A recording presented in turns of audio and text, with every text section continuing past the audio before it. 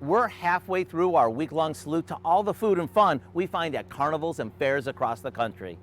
Yesterday, we dove headfirst into cream puffs that were humongous. And since we needed to work off some of those calories, we decided to walk the midway and try our luck at the games. When it came to popping balloons, Patty was the winner. But the score evened out when it was time to see who was the fastest. And after working up a thirst, we stopped and got the best strawberry Italian ice I've ever had. It was so good, we asked the guy working the stand if he would tell us how to make it. He said the secret is to blend fresh strawberries with sugar, honey, lemon juice, and lots of ice. After it gets slushy, he said to add more ice and blend it again.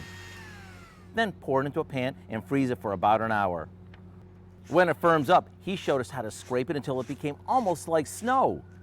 Let me tell you, this is perfect when the heat of summer takes a toll on you.